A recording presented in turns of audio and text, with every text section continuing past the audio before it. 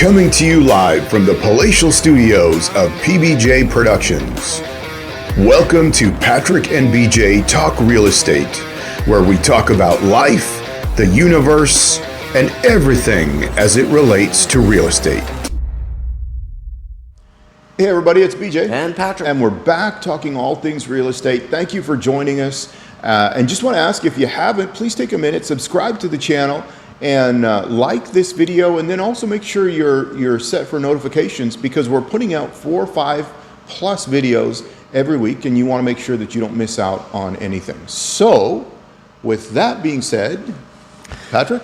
Yeah, we're going to talk about the 9 things not to have in your house when it's listed for sale.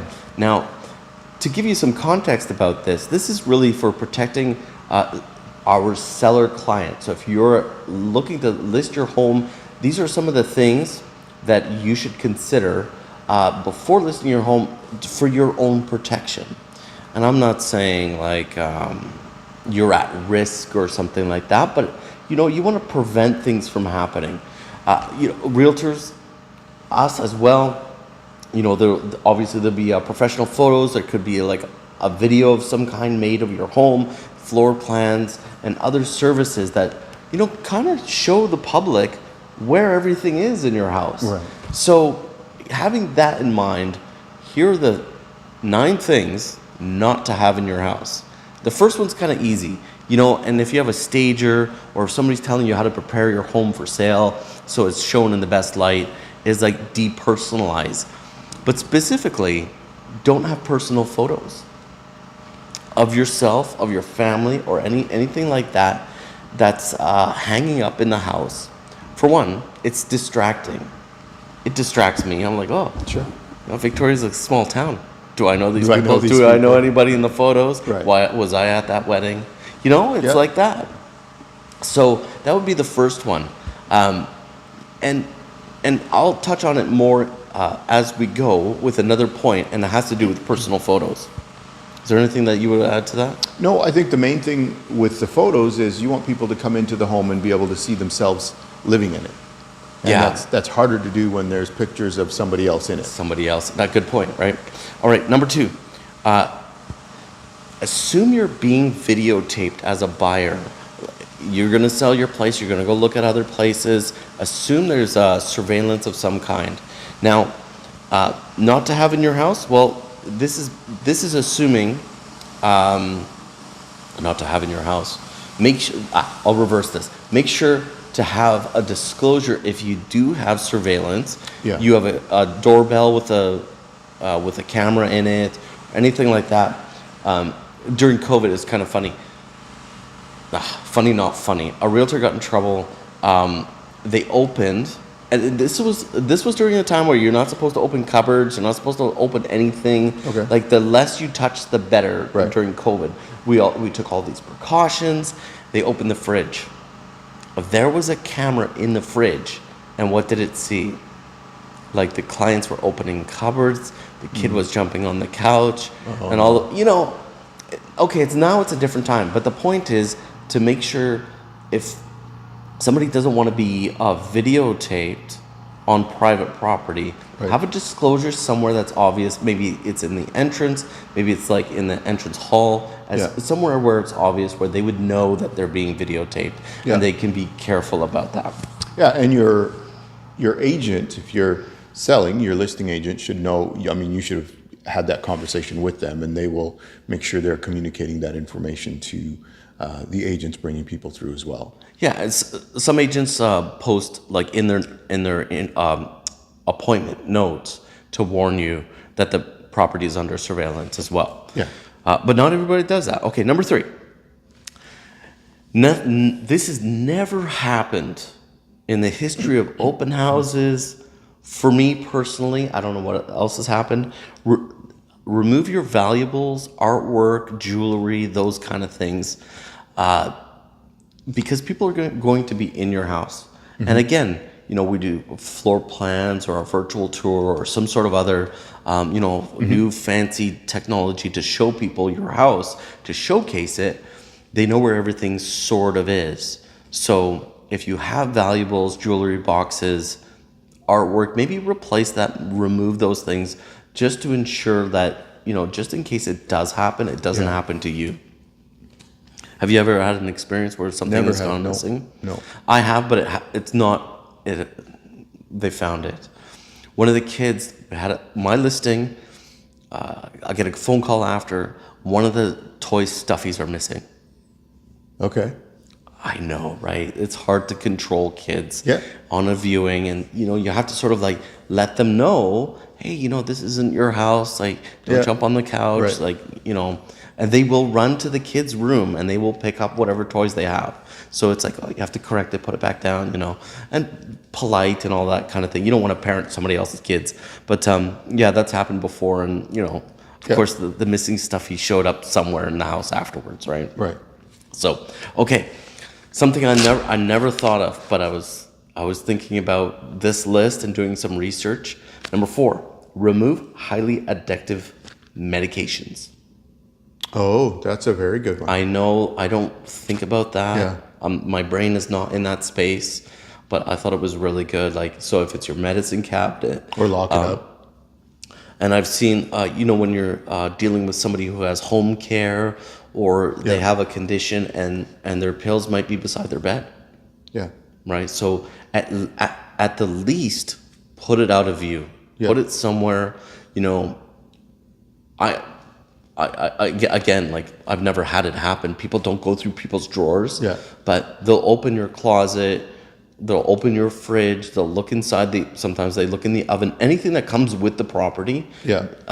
In the sale, people pretty much have access to it. But if it's your personal items, that's probably a safe enough place to put things like that. Just out of sight, out of mind. All right. If you have a safe. Now I've walked into, so number 5, if you have safes in the house, make them less obvious. Sure. Hide them, cover them up. I've walked into so many houses. I'm gonna add a little, like a 5B or 5A and a 5B. Yeah. So 5A is like cover them up if they're obvious. Mm-hmm. So they're not in sight, they're not in view. Yeah. Gun cabinets. How many times have I gone in and be like, oh, that's a gun cabinet. It's right in the garage. Maybe just cover it up. And the silliest thing would be, this is the 5B, put your guns away. I was in Souk, it was a townhouse, and my client is a hunter, and he could smell that, like, they caught something. I didn't know what the smell was. I'm not familiar with that. And then I go look under the stairs, so the hot water heater was there, not the hot water tank, the hot water heater, and there was just a little .22 rifle there. Okay.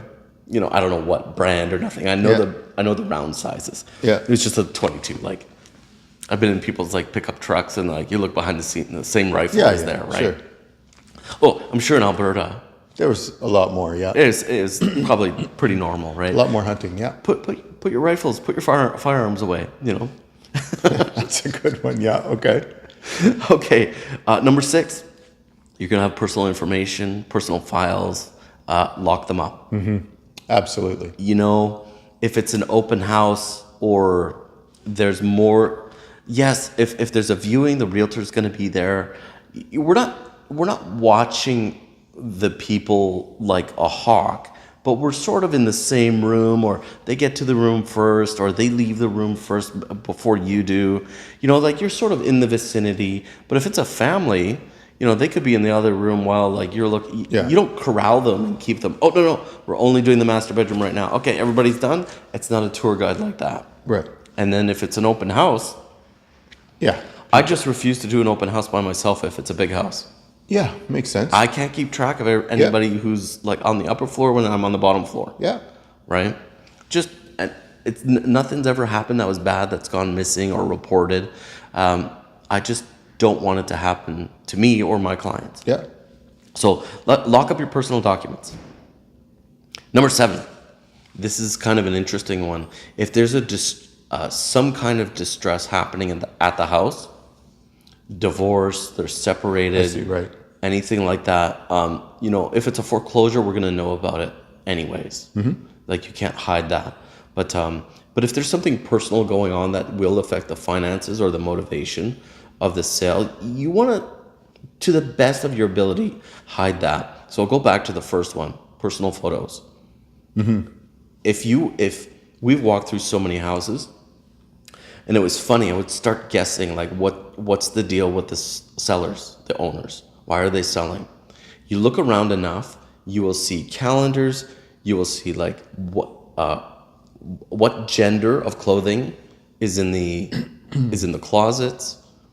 We're not snooping around. It's obvious, like, oh, that looks like all women's wear, or that looks like all men's wear. Where's the other genders that personal photos? If there's a separation, there's a divorce. Yeah, there's a spouse missing in the photos. It's pretty obvious. Right. And then here's a strange one. This where like you can pick up on it pretty quickly if it's a separation. This is not a foolproof rule. This is just my personal experience. It's totally anecdotal.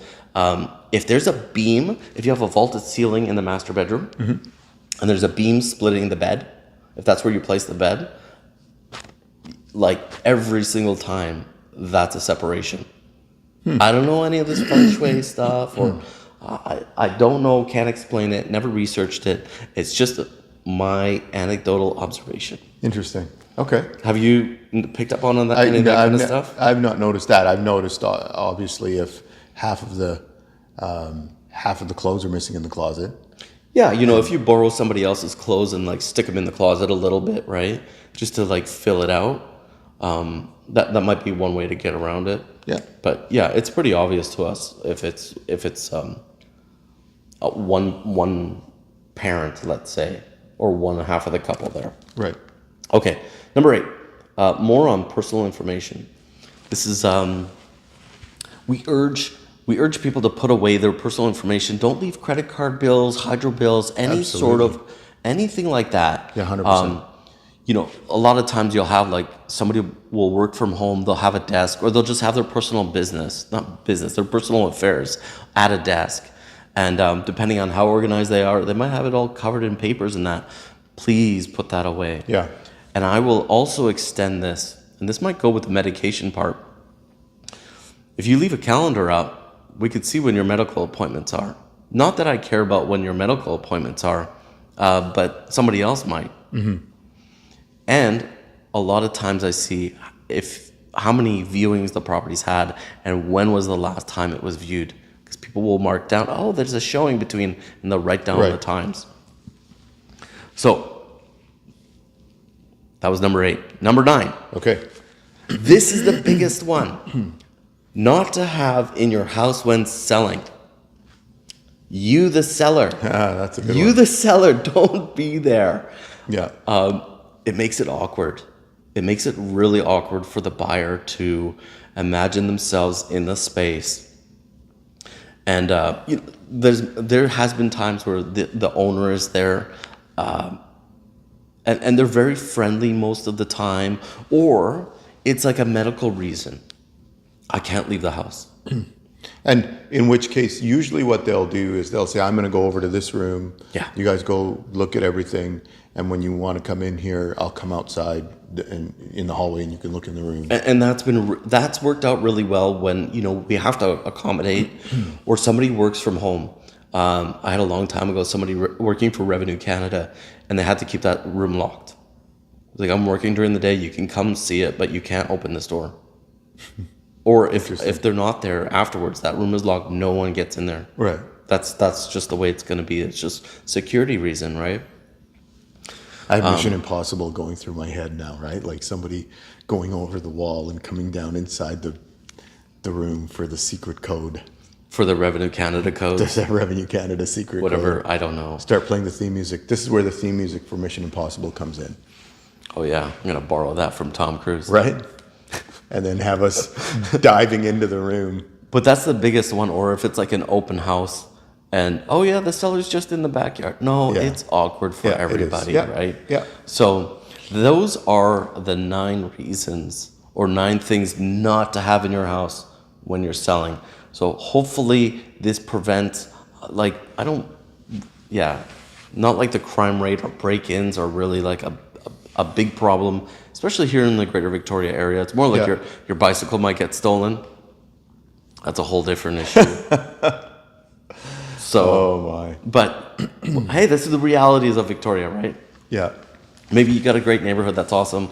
They're closer to downtown. That might be a different story. But yeah, hopefully you find that helpful and that helps you feel secure opening your home to the public. Everybody that lets people into your house comes with a realtor. Yeah. We would know, security. We have these little blue lock boxes. We have a code that's sent to us every day. Now it's like run through our phone. Yeah. We used to have our own little separate Mission Impossible device to open these lock boxes that was connected to the satellite. And anyways, but we could tell who was the last realtor that came through the property, and then return the key at the same time, so we know exactly how long somebody's been in there. Right. So if somebody walks out, it's kind of silly. This is my example. They walk out with the TV, and then you come home as a seller and you're like, "Hey, where's the TV?" I know exactly who was the last realtor that opened the lockbox, and they're responsible for the house while they have access to it. So, just to give you a peace of mind there. But yeah.